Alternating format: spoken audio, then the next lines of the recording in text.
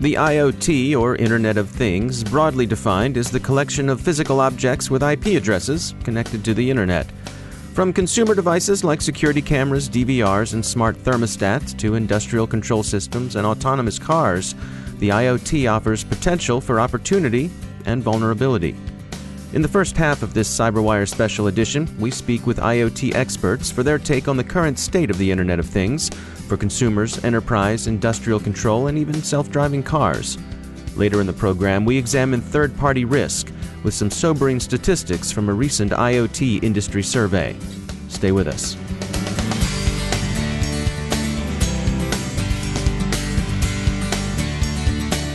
Time to take a moment to thank our sponsor, Cylance.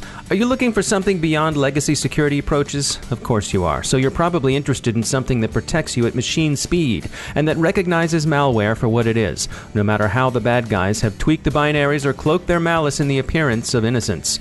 Cylance knows malware by its DNA. Their solution scales easily, and it protects your network with minimal updates, less burden on your system resources, and limited impact on your network and your users. Find out how Cylance is revolutionizing security with artificial intelligence and machine learning. It may be artificial intelligence, but it's real protection. Visit Cylance.com to learn more about the next generation of anti-malware. Cylance, artificial intelligence, real threat prevention. And we thank Cylance for sponsoring our show. We're certainly living in a new world, in a new connected world, that is.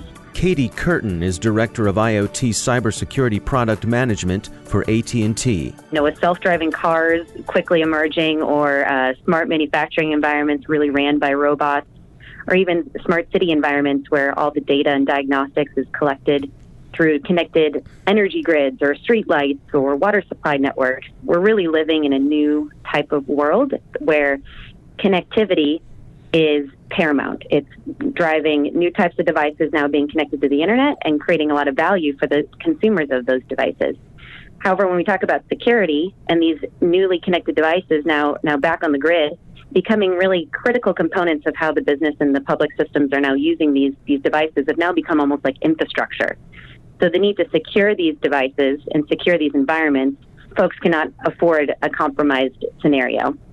So with IoT security, definitely growing in more concern, and as we see more headlined examples where devices can be leveraged for malicious reasons, certainly security is top of mind now, and more so brought into those conversations when we start addressing the value of IoT. There's two parts to that. Number one is, where are we from the actual functional perspective, right? So why are people making and adopting IoT devices? Chris Poulin is a principal at Booz Allen Hamilton, leading the Internet of Things security strategy for their strategic innovation group, as well as their industrial control group. We're still sort of on the beginning stages of that, I think. We're transitioning away from people just coming up with random ideas and putting them into products and actually starting to think about what the value is. That's good. The problem is that we're still finding our way. We're still sort of at the beginning of figuring out how to make things and how to instrument them and how to make them intercommunicate. And as always, though, the second component is security, which is, when I say as always, I mean it's an afterthought. So I know that there are lots of IoT makers who are starting to think about security. And a lot of them, by the way, think about security early on in the process, but they don't bother to flesh it out because it's slow. It slows down progress. It slows down development of the product in the first place. Security is often at odds with functionality. So the perfectly secure product does nothing, right? And the perfectly functional product has no security. So there's always this tension between those two things. And so it's usually put off until after the product has been proven and produced and there's a market for it. So one of the big problems in this space is that a lot of these devices that are now being connected to the internet were never built to be connected to the internet. They're legacy devices, PLCs, HMIs that serve a great purpose and are very robust devices and perform robust operational functions. But now that they're being connected to the internet, it brings a boatload of new security concerns and questions about how to secure these devices. So one of the big key learnings that we've learned in talking with our customers is that, while manufacturing, energy, and similar industrial verticals are adopting IoT for the obvious reasons and value that it provides, the ability to secure these environments and these industrial control systems, you can't quite treat them the same as you do with your IT security strategy. traditional IT security measures do not necessarily translate to the operational side or operational technology. I wouldn't say that they're necessarily lagging behind. I think instead we need to build out a stronger strategy to specifically address those OT-specific needs and adopt strategy to specifically start securing these environments and addressing the unique nuances that it brings.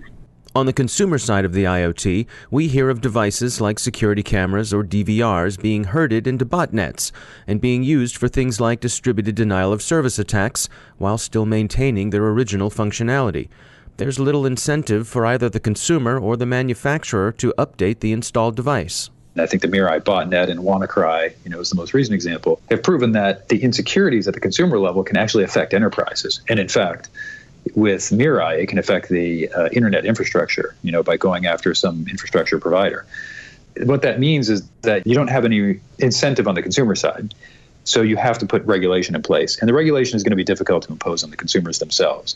So it actually, by necessity, is going to have to be imposed on the manufacturers. And in the case of Mirai, the way to deal with that is to actually go back to the consumers, the makers, and say, if you put hard-coded passwords, accounts and passwords in your product, then we're going to penalize you.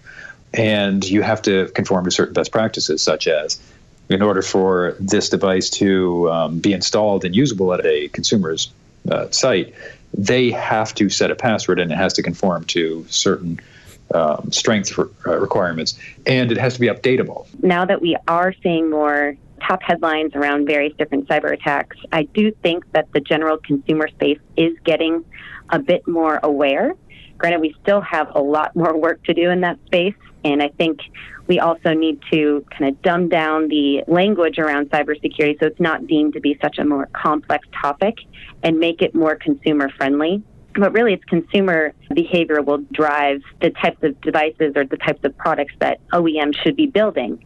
And I think when we talk about kind of liability and in the event of a breach, the various different pieces of the ecosystem, hopefully we'll see that changing where, manufacturers could be taking on more ownership, or there will be standards or, guidelines that certain individuals or companies would have to abide by. What do you think of this notion of there needing to be sort of an equivalent of underwriter's laboratory for IoT?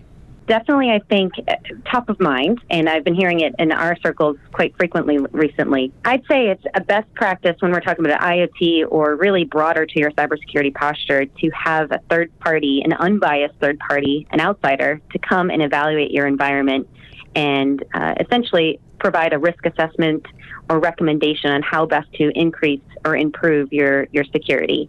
Now, we're talking about IoT, especially since that's such a nascent and new area where a lot of customers are grappling with how to secure their IoT infrastructure or IoT networks and don't quite have a strategy in place. Adopting a UL type of program where you have, outside consultants to assess where you are in that risk assessment based on these newly connected devices into your environment, certainly a best practice and would recommend. Totally in favor. However, it's an interesting conundrum, right? The UL is really good at dealing with hardware sides of things. So let's just take the toaster or refrigerator, which seem to be ubiquitous consumer-based IoT devices. When toaster from the UL, if it catches fire in normal operation, then the manufacturer can be held liable for that. And the UL sets the guidelines and does the testing for those things. But then on the other hand, right, so basically the liability falls back on the maker is what I'm saying. On the other hand, when you look at software nowadays, the end user license agreement pretty much puts all the liability on the consumer. So when you start connecting toasters from a UL perspective and then you have software, you basically are combining two different liability models, and who actually ends up being liable if the toaster catches fire because of a software flaw. And then looking at it from a sort of an orthogonal perspective, what if, because of the right to repair, a consumer decides that they're going to soup up their toaster for whatever reason? Now they modify the firmware and the toaster catches on fire. Who's liable at that point? I agree that we should have some sort of UL type of certification, but I don't know how we're going to do that with software.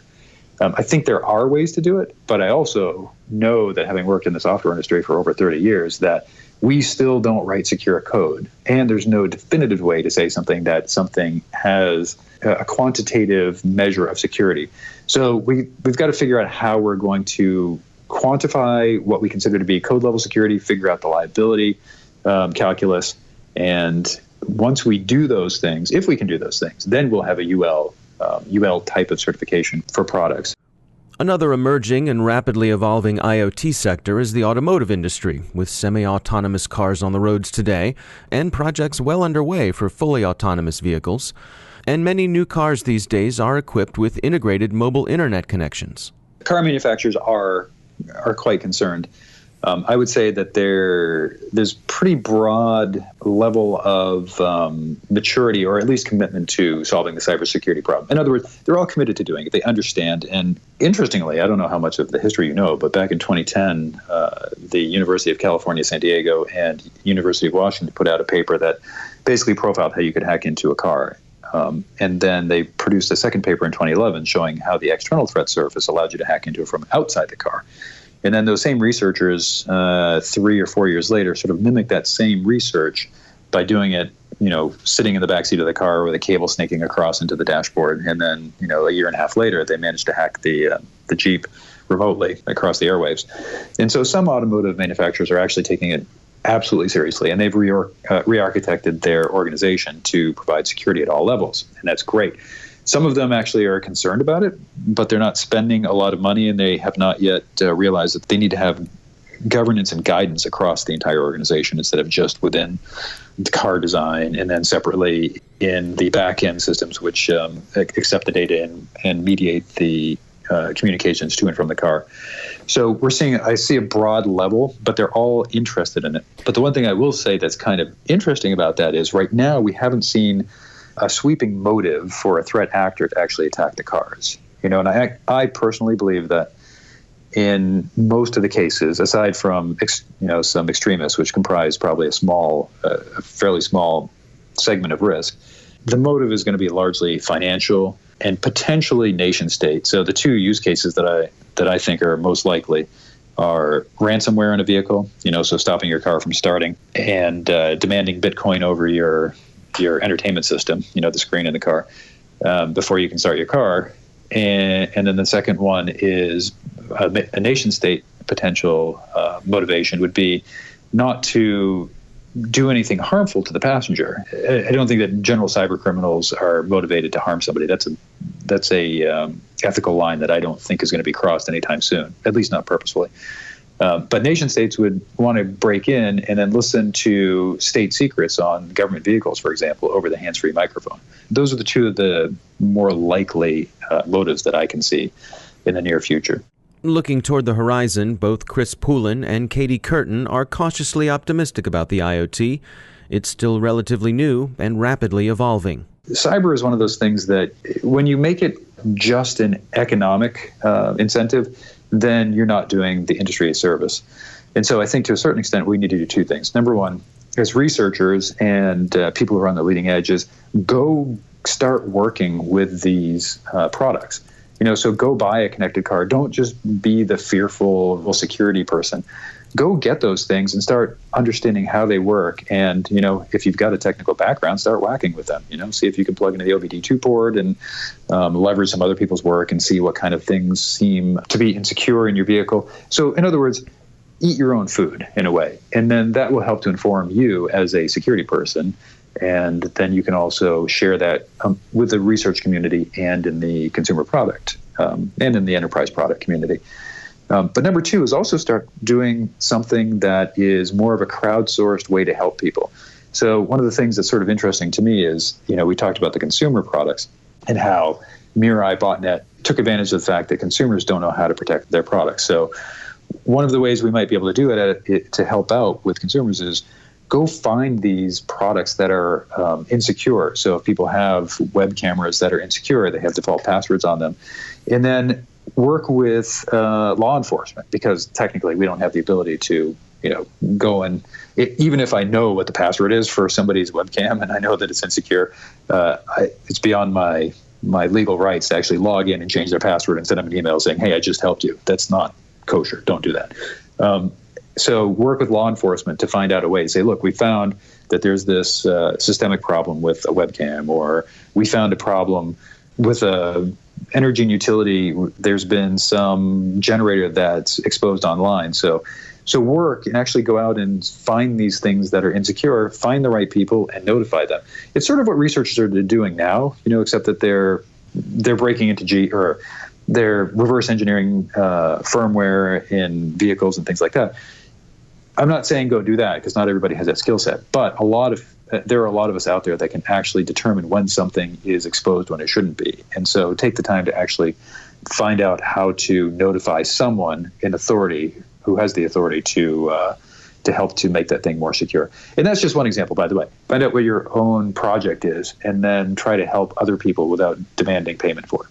I think it first starts with awareness and continuing to highlight the risks and issues that these IoT applications and infrastructures could potentially cause.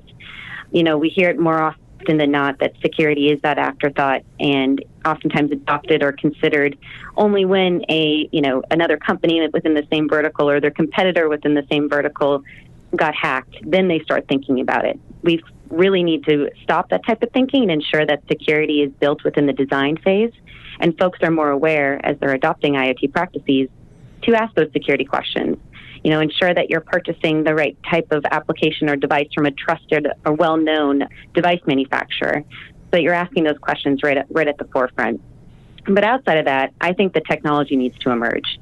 When we talk about IoT and kind of the nuances that IoT brings, especially around the device itself, it's kind of the wild, wild west. And when we talk about the various types of devices that are now in the ecosystem and the lack of standards that we really have, so the technology needs to emerge where we can get to a widely adopted standard when we're talking about IoT protocols or IoT clients on the device itself. Because a lot of these devices, the IoT devices, may not be as robust as a smartphone device where you can run robust security software.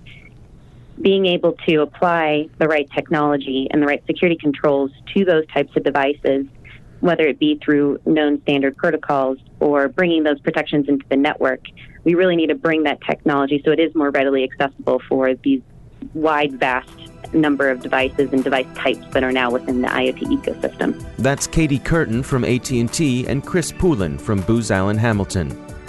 In the second part of our program, we take a look at third-party risk. The Ponemon Institute recently released an independent research report titled The Internet of Things, A New Era of Third-Party Risk. Dr. Larry Ponemon is the chairman and founder of the Ponemon Institute, and he's going to take us through some of the report's findings. But first, we'll hear from Gary Roboff, a senior advisor at Shared Assessments and the Santa Fe Group, who were the sponsors of the report. Third-party risk is a term that really applies to companies who outsource specific activities to vendors or third parties. And when a company outsources a given activity, it actually can outsource the activity, but it can't outsource the management or the responsibility for controlling that risk. And that's the heart of the issue. So if, for example, I'm a company and I have a certain security hygiene standard, it's incumbent on me to make sure that if I've outsourced that particular activity to another entity, that company is meeting the same level of security hygiene that would be in place if I had been doing the activity myself. What we found is that, in general, our respondents, 553 qualified respondents to the survey, in general, identified IoT risk as something that is very significant for their organizations. That's Dr. Larry Ponemon. At the same time, they recognize the need to innovate in IoT. In other words, IoT is not necessarily a bad thing. It actually accomplishes all sorts of good things for society, and it could be very profitable for companies. So it wasn't about stopping the IoT freight train. It was about how do you make it more secure. So even though there was a high level of awareness about IoT as a potential risk area, organizations were doing very little to manage that risk. One of the surprising findings is that the majority of respondents believe that IoT was not on the radar screen of C-level executives. The people who drive the organization weren't necessarily understanding or seeing IoT risk is something that could be potentially very serious. When we asked whether the board of directors requires assurances that IoT risk among third parties is even being assessed, only 25% of the respondents said, yes, my board wants those assurances. That's a very important finding. Yeah, I mean, I would say that's a bit of a sobering finding. I mean, what do you think is behind this disconnect between what I think many people, certainly on the IT side, are recognizing as an important risk and the boardroom maybe not being up to speed on realizing it? What we found, not only in this study, but other Ponemon studies, is boards of directors and C-level executives are being held responsible by regulators and the public at large for ensuring that information or IT infrastructure is maintained at a high level of security. In reality, a lot of boards and C-level executives do not see security as a strategic issue. They see it as tactical, and therefore they push responsibility down in the organization. And so what we see is a schism where you have security experts and IT operations folks and all sorts of good people fighting fires and dealing with problems, but the issues are not necessarily elevated to the C-level or to members of the board. Occasionally, when there's a disaster, I'm sure, for example, the Target board of directors, they were informed, but it was probably after the fact. So these are long-lasting problems, and it is incumbent on organizations to build a culture for security so that information about security risks, security vulnerabilities, threats, and so forth are known to the board and the CEO and other C-level executives. One of the issues on boards generally is that often there is not a level of security expertise, which is being increasingly demanded, at least by regulators in the financial services industry. You've seen a number of large boards actually go hire individuals to serve on the board, usually on risk committees, that have a degree of dedicated expertise in emerging risk issues. That's a very important trend.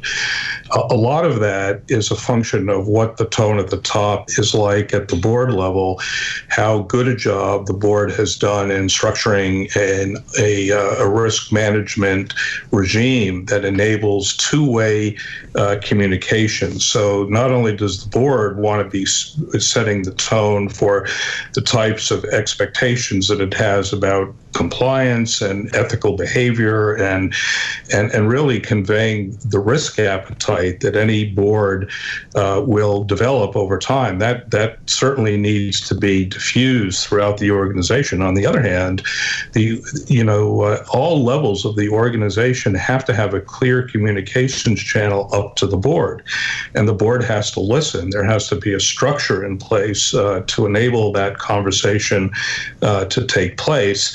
And we're gradually beginning to see, I think, some progress in those areas. So one of the questions we asked, we use a likelihood scale. How likely will this scenario occur?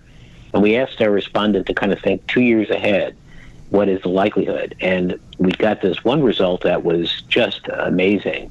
The likelihood that a security incident related to unsecured IoT devices or applications could be catastrophic to the company, 94% believe that to be so.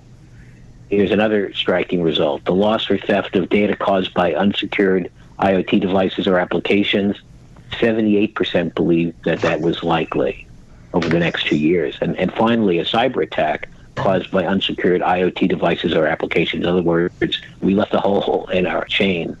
Our chain of trust, I should say, wasn't working very well, and that was 76% believe that to be likely. So, again, our respondents believe that this is a problem, and it will probably get worse over the next 2 years, even though we're really not doing a lot right now to create that secure infrastructure. If you believe what security people inside of organizations say, they really recognize that there is a huge security hole.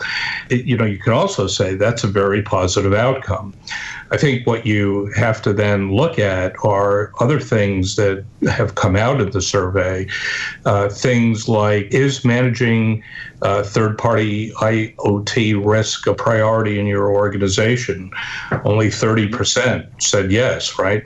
And then does your organization allocate specific resources to managing IoT third-party risks? Only 27% said yes. So you have that gap between, at the moment, the recognition and sort of you're getting a sense of the culture within organizations. And what you hope and expect is that gap will begin to shrink pretty quickly. In terms of the regulatory framework, do we see, what is the influence that we're going to see from there? In other words, buildings were required to have fire escapes, and that helped a lot more people survive fires. Do we think we're going to be in a situation where we're going to see more regulations to ensure that some of these vulnerabilities are taken care of? My thinking is twofold. First, in some sectors, such as financial services, there's already high-level guidance that actually incorporates in a broad way the Internet of Things. I'm not sure that boards have recognized that yet, but they will, and regulators will enforce it. You can see an environment where there are many different types of attacks that cause different sectors. We've talked about the medical sector, we've talked about the automobile industry, anything that is connected where you have the ability to cause a headline that involves serious consequences to a large number of individuals, or even in some cases a small number of individuals, is likely to involve some type of standardized approach to solve the problem. In some places, that's definitely going to be a regulatory intervention. It's really essential to include third-party IoT risk in all levels of governance, right? So we see that is missing as a priority at the board level. We see that resources are not being allocated properly to address IoT risks today. So number one recommendation is there has to be recognition of the problem that's got to be incorporated into enterprise risk management systems and processes that exist already. The board has to understand fully what the consequences of IoT attacks might be for their firm. Recommendation number two is that asset management processes and inventory systems really must include IoT devices.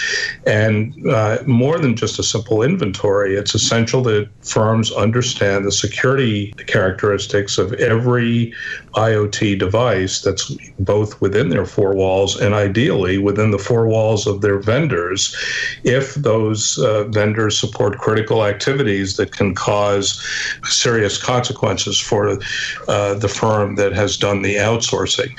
And when devices are found to have inadequate security controls, they need to be replaced, and they should be replaced quickly. You want to make sure that your third-party assessment techniques and the processes around those techniques are really adequate to ensure the presence and effectiveness of controls around IoT devices. Very basic. So IoT today, it's about technology that allows us to do all sorts of really great things. There will continue to be innovation in the IoT ecosystem, but the idea is that there's no reason why we don't build security as part of the innovation process. In other words, it's not an either or, but it's both. There's no reason why we can't start to see organizations in the early phase and during the engineering phase of the product development lifecycle starting to think about how to secure those devices. I think regulations will play an important role, but I think it's going to be incumbent upon organizations, even from a profitability point of view, to make sure that they're starting to build security into these devices at a very early phase in the development lifecycle. We're starting to see that in the medical device area, but we don't see that in other IoT devices like your refrigerator or microwave or television. Or your car, really. Or your car, yeah, exactly. Yeah, Gary, I'm curious, when it comes to quantifying the risk from IoT devices, again, using the analogy of fire prevention, when I'm thinking about fire for the building that I own, I can install sprinklers and I can also buy insurance. And those are two different approaches to dealing with the possibility of having a fire. In something that's rapidly evolving the way it is and also is as new as it is, how do you go about helping organizations determine how best to invest their money in that spectrum of possible ways to deal with these sorts of risks? First of all, it's very important to collaborate. You want to be able to collaborate with peers, with associations. You want to socialize approaches in ways that will give you insights that you might not necessarily see within your own four walls. So I can't stress how important it is to collaborate with industry experts, with associations, even with regulators. That can be a very important way to even begin to think about how you address some of the concerns. There are concerns that come from outside and about which you might have little ability to stop. And an example of that is a distributed denial of service attack.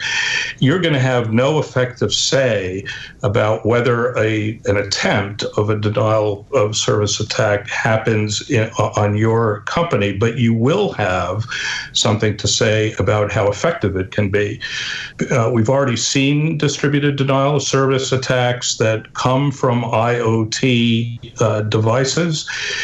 Firms ought to be taking steps to prevent the consequences of those attacks from having a material impact on their ongoing operations. There are steps that you can take as a corporation or as any organization to help prepare yourself, both from the perspective of what happens within your own four walls and what happens with the vendors that you use to help you complete processes that are essential. We've talked about some of those. It's about inventory control.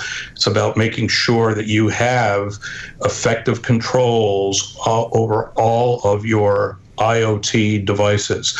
That's sort of IoT risk management 101. And to the extent that you can follow through with even some very basic steps, you have the ability to at least partially mitigate the consequences of IoT issues in your own environment. We think that this research is important because it, starts to establish, from a risk management perspective, the need to, think broadly about how IoT devices in different forms, will impact the organization. And I think this shows that we have a lot of work to do to improve the state of security and security posture, with respect to IoT. But it's a starting point. And as Gary mentioned, there's also some lessons that basic steps that organizations can take immediately that will not drive costs too much anyway, like policies and procedures and training and creating awareness. Creating a governance process and a culture for security, I think, will go a long way to reducing, some of these more salient IoT risks that we discussed. And that's our CyberWire Special Edition. Our thanks to Dr. Larry Poneman, Gary Roboff, Katie Curtin, and Chris Poulin for joining us, and thanks to Cylance for sponsoring the show. To find out how Cylance can help protect your data using artificial intelligence, visit Cylance.com. If you enjoyed this program, we hope you'll share it with your friends and colleagues, and we'll subscribe to our podcast and leave a review on iTunes. It really does help people find our show. The CyberWire podcast is produced by Pratt Street Media. Our editor is John Petrick. Social media editor is Jennifer Iben. Technical editor is Chris Russell. Executive editor is Peter Kilpe. And I'm Dave Bittner. Thanks for listening.